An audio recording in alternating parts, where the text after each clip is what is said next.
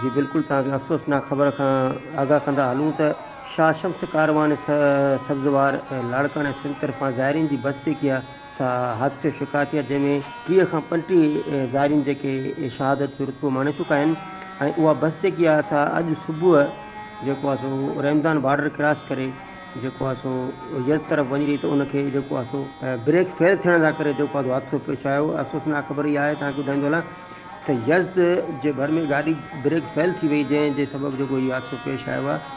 ऐं हीअ बस तव्हांखे इहो ॿुधाईंदो रहां त बस जेकी आहे सा कारवान शाह शम्स सब्ज़वार जी जेकी कानवाई सा ज़ाइरीन लाइ अरबियन शरीफ़ में शरीक थियण लाइ वञी रही हुई, जेका मसीह में शरीक थियण वञी उनजो हादसो पेश आयो आहे।